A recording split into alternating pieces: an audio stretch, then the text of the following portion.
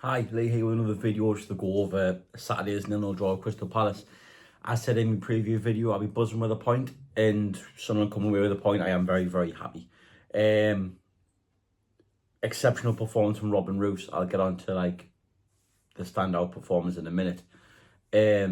We definitely needed his acrobatics, his saves to keep that point intact.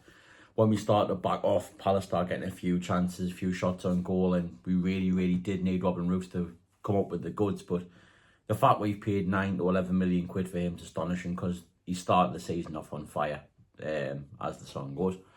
And he's, without all due respect, Anthony Patterson, he's light years ahead of Anthony Patterson. He is, I'll go through his saves because it was obviously a big long list. The first half I thought was quite cagey. I thought any team could have taken the initiative and took the lead in the game. Obviously Palace had the best opportunity in the game when Pino got put through one-on-one. And Roefs has come out, made himself big, and he's trying to just place it on the bottom corner. He's put it just wide the post. Talby had an effort for us. Could he have hit it first time? I don't know. But it's a good block from the defender to clear the ball out. And Dingman's had that shot come across where Henderson's had to deal with it because it looked like it was going in. And as the half went on, I thought Sunderland come into it a lot. Started getting a dinger on the ball a lot more. Started getting DR on the ball a lot more. Sadiki was very, very good. But it's the second half really where Palace really came into it and started dominating the game. Obviously from the first instance straight away, Roefs would have to pull off a worldie from, I think it was Mateta. Then it's an outstanding block from Alderete to deny the rebound going in. Then it went a bit cagey, bit topsy-turvy, both end-to-end without either team create nothing. Then Kamada's had a really, really good shot, which again, Roefs has been equal to. I think Talby's lost him from the long throw, and he's got the ball on the edge of the box, and he's be able to get his shot off, but Roefs was equal to it. Then you look at the one where he saved with his shoulder.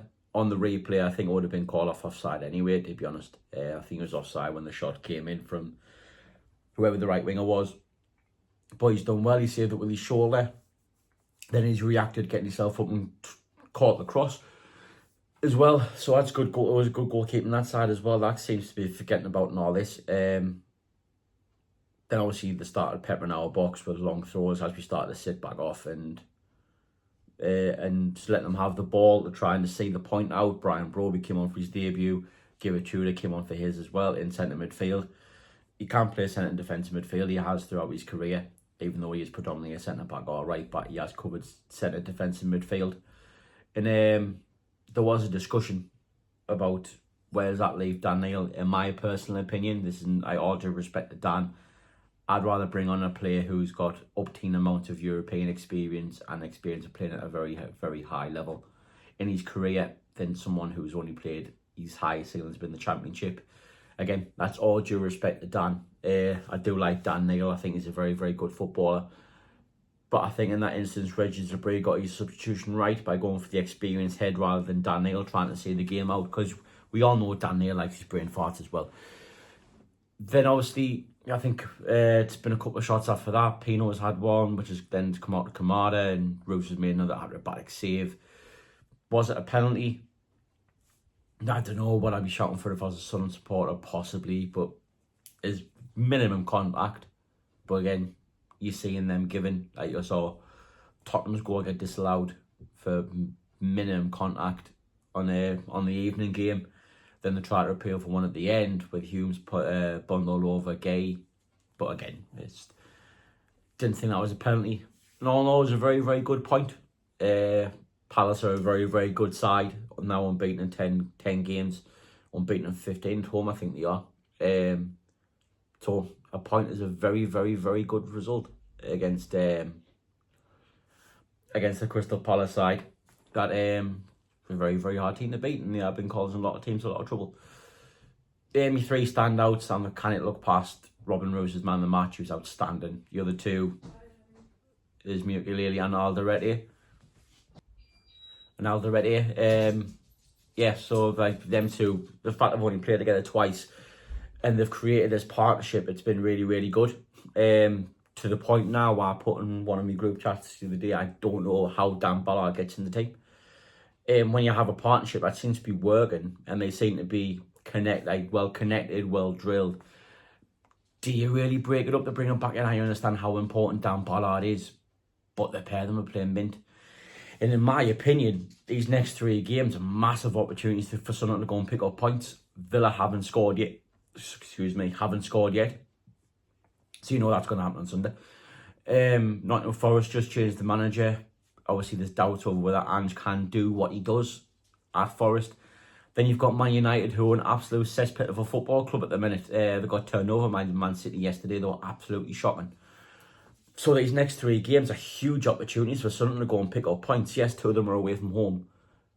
But if we can go out and play like we have done at home against Brentford and West Ham, against Aston Villa, then go and be resilient away to Forest and Manchester United, we'll get chances against Manchester United on the counter-attack. If you go to Old Trafford and play like we did yesterday, they're not as good defensively, I don't think, as Crystal Palace. And that's mad to say that about a Man United team. It is absolutely bonkers to say, but it's the truth. You have chances on the counter against Man United. If it just come on the Sky Sports there that they're going to stick with Amorim, I hope so. But you know, it's the way the Sunderland thing will get sacked after the Brentford game. In Forest, obviously, you don't know what they're going to be like with Ange. They got beat comfortably at the weekend, 3-0 off Arsenal.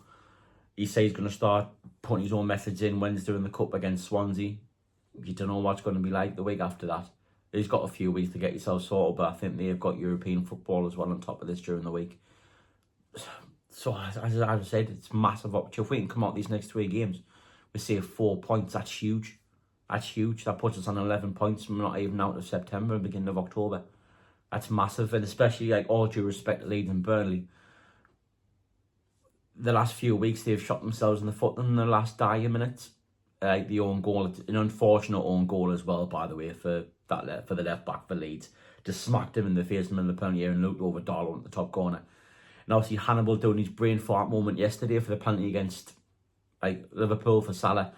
And that happened the game before that against Bruno Fernandes as well. So we seem like we're a very, very resilient team, a well-drilled team, a well-coached team. I'm not saying them aren't, but things are going for us in the dying minutes. Look at Wilson Isidore's goal against Brentford and things are going against them. So we're started off magnificently, 7 points out of the first 5 games. If anyone offered that to Sunderland, would snap your hands off. But we've got to keep it going. I'll be out during the week with a Aston Villa preview for the Sunday's game. But I see, don't know what changes to make. I would personally bring Broby on my ender in, take Talby out for a rest, move a Dinger across and move Wilson to wide left. That's what I would do. And do it that way. He did it when he took a Dinger off, I took Talby off. I thought Talby was poor on Saturday. But I thought a Dinger looked dangerous when he got the ball, and you saw how well he played against Brentford when he came on the right hand side. Looks comfortable there. But other than that, I have really nothing to complain about. I can't see many changes to the team for Aston Villa. I think Dan Ballard will be a substitute at best. I think he's only back to full training this week, so I think he'll be a substitute at best. But again, if he comes into the team, you've got no complaints from me, because we don't know how good Dan Ballard is. Thank you for all the likes and views on me recent videos. Just keep liking and subscribing them. I will be back with Lee Staff questions on Wednesday. I'll have a think of a question to ask you. But yeah, thank you. Hope you've enjoyed your weekend. I'll be out later on in the week for a preview for Aston Villa. And then we go into Sunday with hopefully Sunderland picking up 3 points against an Aston Villa team who seem to be in limbo and very, very struggling. Thank you again. Enjoy your week. How are the lads?